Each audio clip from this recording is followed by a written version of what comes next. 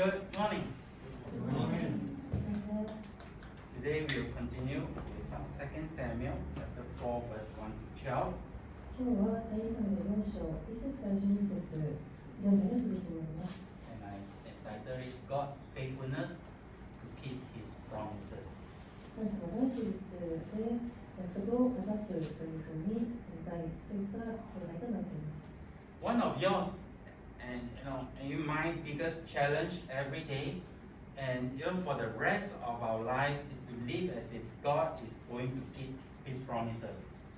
私たちにとって非常に大きな挑戦といいますのは、毎日神様が約束を守るというふうなそういった生き方を一緒にわたってするかどうかです。Wondering if God is really going to come true for us or not. 神様が私たちが信頼ができるかどうかですね。私たちが神様を信頼することができるかどうかです。And one thing that God will prove to us to your last dying moment here on earth is that He is a faithful God and is faithful to His promises. 神様はご自分の忠実であり、約束を守る方であるということを私たちが死ぬ時までずっと示してくださいます。In this chapter, we see God kept His promise to keep David king of Israel. この章では神様がダビデをイスラエルの王にされるという約束を果たしたことを見ています。God wants David to keep learning this and to live by it. And it's the same goal God has for you and me. 神様はダビデがこのようなことを学び、そしてそのように生きることを望んでいらっしゃいました。神様は私たちについても同じ目標を持っていらっしゃいます。The first point is God's promises are for real. 最初の第一点ですが、神様の約束は本当のものです。There is a passage in the Torah that is the first 5 books of Moses that David knew well. 最初のモーセ五章ですが、ダビデがよく知っている聖書箇所がありました。God's promise to the nation of Israel as they were, to keep, about to step into the promised land. 約束の地に一歩を踏み入れる前のイスラエルの国への神様の約束です。And God made to David as he was about to step into the role of the king of Israel. ダビデがイスラエルの王になる時にも同じような約束を神様がダビデにしています。And it is the same promise that God has made to you as you step into your next chapter of your life or even the next day of your life. 神様は私たちについてもその人生の次の第一章に足を一歩踏み入れるときにも同じような約束をしてくださっています。場合によってはそれが明日から始まるのかもしれません。If God wants to teach you and me anything, it is that He is a faithful God and can be trusted. 神様は忠実な神様でいらして信頼できるということを私たちに教えようとしています。And He will always come true. いつでも信頼することができます。And that is written in Deuteronomy 7 verse 9. It says, Know therefore that the Lord your God is God.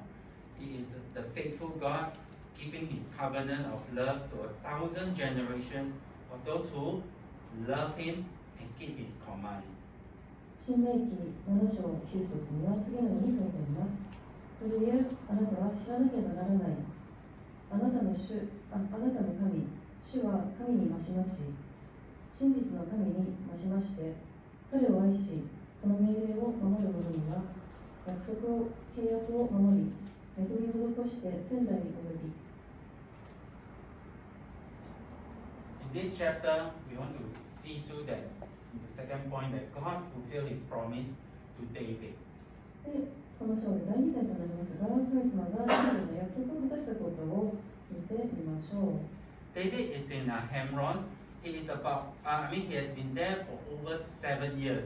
And it has been more than 14 years since God promised him that he will be king of Israel. ダビデはこの時ヘブロンにいたのですが、もうすでに7年間そこにとどまっていました。そして神様がイスラエルの王になるというふうな約束をしてからすでに14年も経っていました。Saul, was his first obstacles, and God dealt with that. そしてサウロがその最初の障害となったのですが、神様はそれに対処しました。And here, is the last obstacles, and is Bosheth, who is a Saul's son, who is the current king of Israel. で次はこの最後の障害になりますが、イシボセテです。イシボセテはサウロの息子で、現在のイスラエルの王でした。And the northern tribe are under this king Bosheth. で北の方の部族はイシボセテの支配下にありました。In verse 1, it says, when Ishbosheth, son of Saul, heard that Abner had died in Hebron, he lost courage, and all Israel became alarmed. 4章1節ですが、サウルの子イシボシェテはアブネルがヘブロンで死んだことを聞いて、その力を失い、イスラエルは皆慌てたと書いてあります。We want to look at the contrast between Ishbosheth and David. でこれが非常にイシボシェテとダビデが対照的であることを見てみましょう。Ishbosheth was a man, who got his courage from another man. That is Abner. But David got his courage from God. イシボシェテは別の男性、つまりアブネルから勇気をもらっている人だったんですが、ダビデは神様から勇気をもらっていたんです。When Ishbosheth, can we give him a money?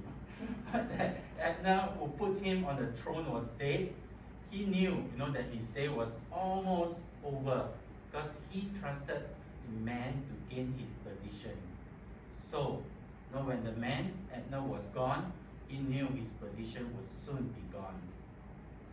でイシボシェテはその自分を王座につけたアブネルが、死んでしまったっていうふうなことをしたとき、自分が、あまり長くないということが分かったんです。その地位を得るためには人に信頼を置いたんです。でその人がいなくなってしまったら、自分の地位も間もなくなくなってしまうということが分かったんです。Ishbosheth was weak because he trusted in man. イシボシェテは人に信頼したので弱かったんです。When crisis hit, he lost courage. The word, his arms went limp. で危機がやってきたときには勇気を失ってしまいました。それは腕が力がなくなってしまったというふうな意味です。And he lost all energy and motivation. This is a sign of a person who does not trust in God. すべてのエネルギーですとか動機を失ってしまったんです。これは神様に信頼してない人のそういった印となります。David, on the other hand, drew his strength from God. ダビデはしかし他方その神様から力を得ていたんです。We saw that, over and over, again that David lived by this discipline of gaining his strength from God. それは何度も何度も見てきたことですが、ダビデは神様から力を得たというふうなそういったその規律のもとで、そういった星のもとで生活していたんです。So God wants us to discipline ourselves, and that when we hit a crisis, we become strong in the Lord and the strength of His might. 神様は私たちもその危機に直面したときに、私たちが自己統制することを望んでいらっしゃいます。神様の力にあって強くなってほしいというふうなことですね。Let's go on to verse 5 to 7. Let me read. Then the son of Rimmon and the Perizzites, Rechab and Baanah, sent out and came at about the heat of the day to the house of Ishabel, who was lying on his bed at noon. And they came there all the way into the house, as though to get wheat, and they stabbed him in the stomach. Then Rechab and his brother escaped. For when they came into the house, he was lying on his bed in his bedroom. Then they struck him and killed him, beheaded him and took his head, and were all night escaping through the plain. そうしましたら5節から7節を読みましょう。ヘルド人リンモンの子たちレカブとバーナとは出立して、日の暑い頃イシボシェテの家に来たが、石ボセテは昼寝をしていた。家の門を守る女は麦を仰ぎ分けていたが、眠くなって寝てしまった。そこでレカブとその兄弟パーナは密かに中に入った。彼らが家に入ったとき、石ボセテは寝室の床の上で寝ていたので、彼らはそれにを撃って殺し、その首をはね、その首を取ってヤモス柄アラバの道を行き。Ishbosheth didn't gain any real royalty among his troops. They were only loyal to him when they thought, he was strong and that he has a chance to keep the throne of Saul. 石ボセテはその軍隊の忠誠を得ることができませんでした。彼が強い、そしてサウルの王座につく可能性が高いと思われた時だけ彼に忠実だったんです。And when the weakness of Ishbosheth was exposed, Rechab and Banan murdered him. そして石ボセテが弱いことが判明しますと、レカブとバーナが彼を殺しました。There's 2 points. The first is from the verse, who was lying on his bed at noon. ここ2つあるんですが、その最初はその正午にその床についていたというふうに書いてあります。The midday siesta, taking a nap, wasn't unusual in that part of the world, but the absence of God points to the carelessness on the part of Ishbosheth. この地域では昼間に、昼寝をするシエスタを取るということが特に珍しいことではありませんけれども、主演がいなかったということは石ボセテが非常に不注意だったことがここで分かります。Here is a quotation from Track. It says, "To sleep at noon and without a guard speaks him both sluggish and secure. He died therefore in his sloth, who has lived slothfully all his days." でこちらトラックのからの引用になりますが、彼は正午に主演がない状態で寝ていました。これは彼が怠惰で安堵していたことを示します。ですから彼はその怠惰のうちに死んでしまったんです。そして怠惰の状態で一生を過ごしたんです。I just found out about this word again this morning. The word sloth, S-L-O-T-H. When you Google it, an animal will pop up. でこの英語ですとスロスというふうな単語があるんですけれども、これはGoogle で調べてみますと動物が出てきます。It's a very slow animal. とてもゆっくりと動く動物ですね。In one day, it just traveled about 46 meters in one day. That's me from here to there. 1日に46メートルしか動かないので、ここから向こうぐらいの距離しか動かないということですね。It's just reluctance to work or make sense. 46 meters. Don't you? Yeah. And it brings us. 非常にゆっくりと動く動物です。And the verse in fact pop up is in Proverbs 6 verse 10. It says, "A little sleep, a little slumber, a little folding of hands to rest, and poverty will come on you like a thief, and scarcity like an army man." 信玄の6章の10節から11節になりますが、しばらく眠り、しばらくまだのみ、手をこまねいて、またしばらく休む。それゆえ貧しさは盗人のようにあなたに来たり、貧しさはつわもののようにあなたに来たる。とあります。In Proverbs 6 verse 10 to 11, here Solomon points out that even a little laziness is risky. When start off as a little, can become a crippling habit. ここで信玄の6章の11節から13節ですが、ソロモンは、少しだけその怠惰であることは危険であるというふうなことをを示しています。最初は少しだけ、しばらくだけと思っているのが、その身を滅ぼすようなそういった習慣になってしまうんです。Perhaps, a lazy person depicts here plans, to work after a little more sleep, but, he's fooling himself. ここで怠惰な人は、もうちょっと休めば、後で働こうというふうに、そういうふうに思っているのかもしれませんけれども、そういったことはないですね。自分で自分を騙しているような状態です。He soon, falls into a deep, prolonged sleep and never goes to work. まもなく深い長い眠りについてしまって働くことはありません。Or, he habitually avoid working and gets behind. または習慣的にその仕事を避けて遅れを取ってしまっていたりします。The risk here, involved here, is the loss of preparation. ここで、その危険としましては、準備することができないということです。When hard times strike, there is no opportunity to make up for those lost hours. 大変なことが起きますと、そうしますと、その失われてしまった時間を取り戻すことができないんです。So a person, can work ahead to prepare for a crisis, as in Proverbs 6, verse 8, but cannot, go back in time to recover wasted opportunities.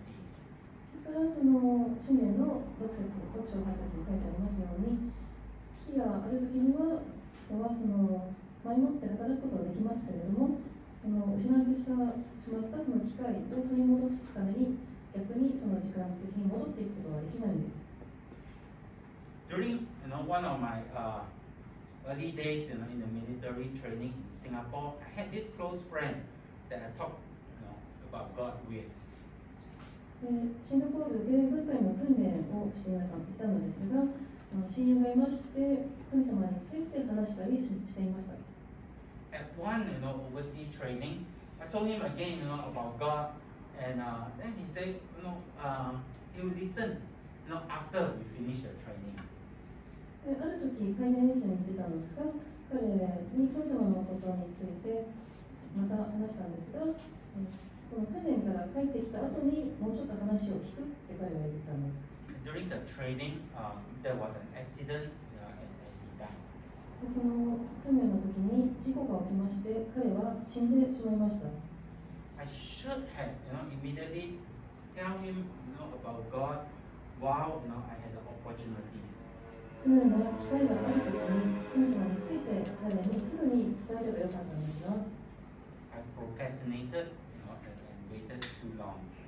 しかしそれを先延ばしにしてしまって長く待ち続けてしまったんです。Don't wait, don't wait, too long to tell your families, friends, and loved ones about God. その家族や友人ですとか親しい人たちに神様について伝えるのに待ち続けてはいけないんです。In the Garden of Gethsemane, when Jesus was agonizing in prayer and anticipating his crucifixion, his disciple was supposed to be praying but was sleeping. ゲセマネの園でイエス様は十字架を前に苦しい思いをして祈っていたんですが、弟子たちは一緒に祈らなきゃならないのに眠ってしまっていました。When Jesus found them sleeping a third time, instead of watching and praying, as he has commanded them to do, he told them, sleep and take your rest later.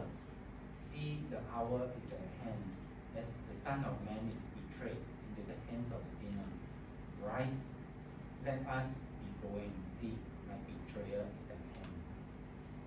イエス様は3度目に彼らが眠っているのを見つけたんですが、彼らを見張って祈っていなければならなかったんですが、彼らに、そのように命じたのにできなかったんです。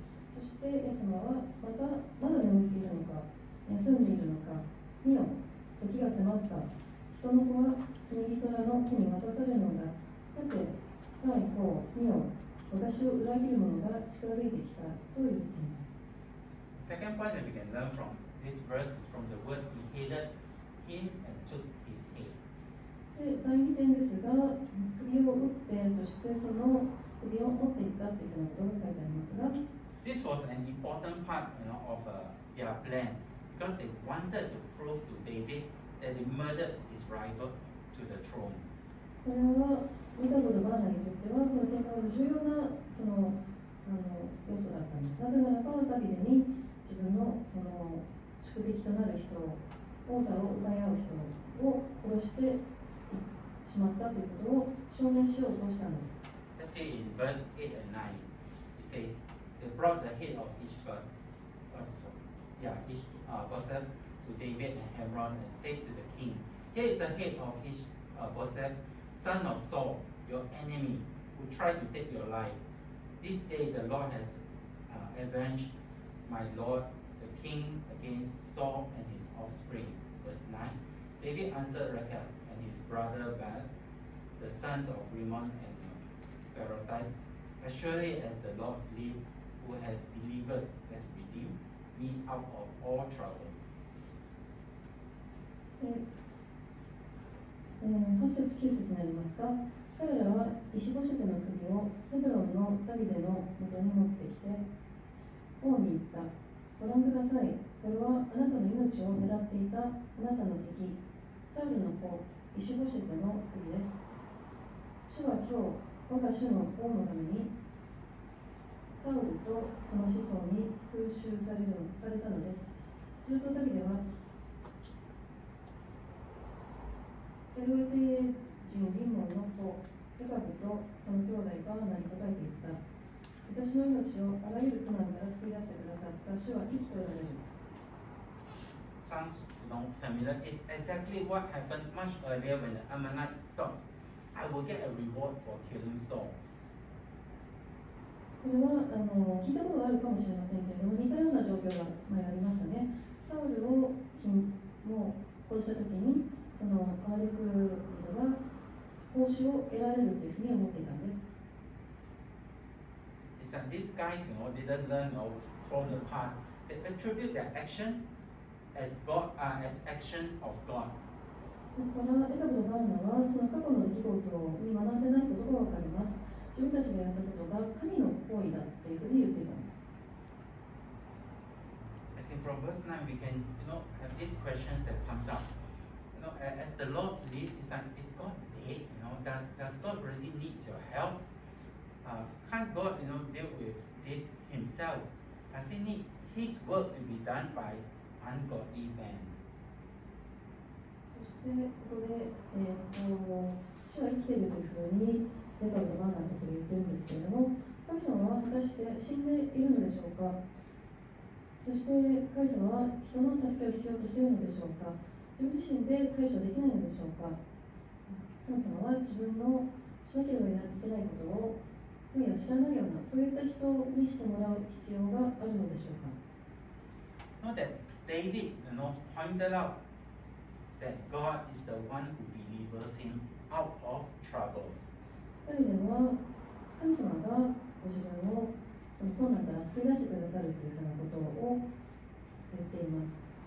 In another version, it reads as the Lord lives, who has redeemed my life out of every adversity. これは英語で別の訳になりますけれども、私の命はあらゆる苦難から救い出してくださった主は生きておられるというふうにあります。David, had learned that there was no problem or trouble that God could not get him out of. ダビデは神様が救い出してくださることができないような、そういった問題は存在しないことを学んでいました。Even when he was in trouble, when the Philistines and he has to pretend that he was insane to the time that he has fled again, to the Philistines or was trapped. God, has a way to get him out of it. That's in 1 Samuel chapter 29. で、そのダビデはペリシテ人をその問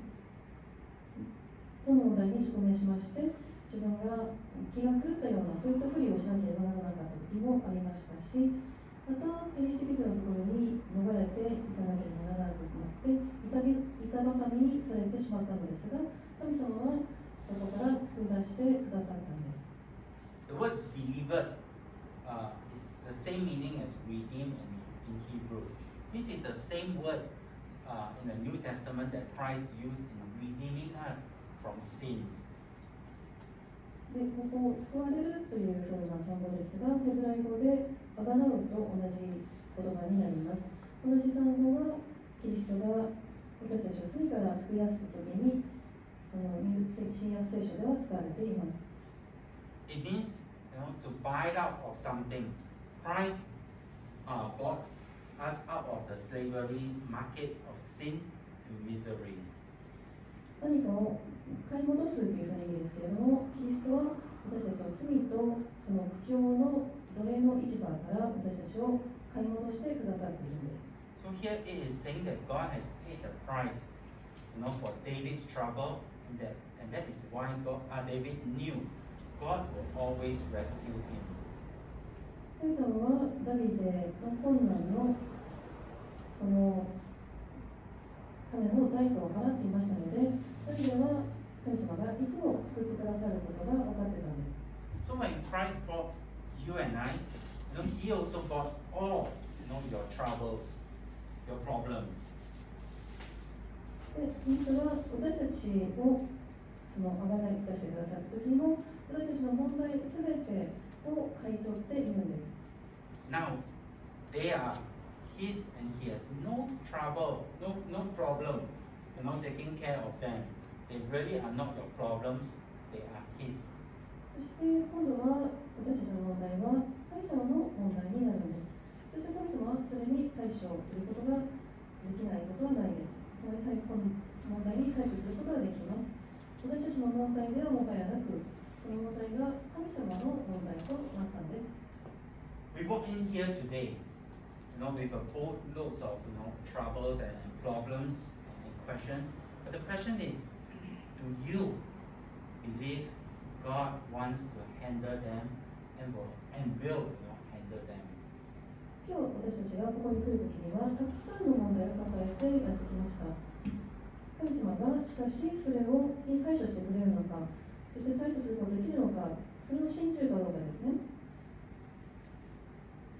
Finally, from the last two verses, 11, verse 11 and verse 12, it says, how much more when wicked men have killed an innocent man in his own house and on his own bed? Should I not now demand his blood from your hand and rid the earth of you? Verse 12. So David gave an order to these men and they killed him. They cut off their hands and feet and hung their bodies by the pool of Hebron. But they took the head of Ishbosheth and buried it in Abner's tomb at Hebron. 最後の2つの説になりますが、11節、12節です。悪人が正しい人をその家の床の上で殺したときは、なおさらのことだ。今、私が彼の血を流した罪を報い、あなた方をこの地から立ち滅ぼさないでおくであろうか。そしてダビデは若者たちに命じたので、若者たちは彼らを殺し、その手足を切り離し、ヘブロンの池のほとりので火にかけた。人々は石ボセテの首を持って行って、ヘブロンにあるアブネルの墓に葬った。But here is that what David is saying is that what we have done is worthy of the death penalty, and I am under obligation to carry out that order. ここでダビデはあなた方がやったことは死刑に値する。そして私はその命令を執行しなければならないというふうに言っているんです。And notice here that David never called Ishbosheth anointed. ここでダビデはイシボシェテを油注がれたものというふうに呼んでないことに注目したいと思います。Because no prophet anointed him to be king. Abner was a human, a man that made him king. イシボシェテは預言者が油注いで王になったわけではありません。人であるアブネルがイシボシェテを王に仕立てたんです。We will be a nation that trusts God and not a nation where everyone does what is right in his or own lives. 私たちは神様にその信頼する国にならなければなりません。それぞれ自分のその生活の中で正しいと思うことをする、そういった状態になってはならないんです。God does not need you and or me to rescue others. He does not need us to be in charge or to be in control. He just needs us to trust in his ability to fulfill his promises. 神様はある人を救い出すために私たちを必要としているわけではないんです。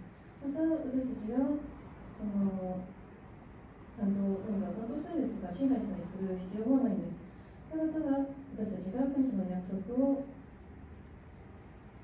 守る、そういうことができる能力があるということを信じて信頼する必要があるんです。So in conclusion, there's two things we can learn from today. で結論ですが、今日の学んだ2つのことについて知ることができると思いますが、 One is let's begin to learn trusting in God's timing. 最初ですが、神様のそのタイミングを待つということですね。We are waiting for God's promises. そして神様の約束を待つということです。A verse from James 5 verse 7 it says, Therefore be patient, brethren, until the coming of the Lord. The farmer waits for the precious produce of the soil, being patient about it until he gets the early and late rains. You too, be patient, strengthen your heart, for the coming of the Lord is near. ヤコブの5章の7節から8節です。だから兄弟たちよ、主の来臨の時まで耐え忍びなさい。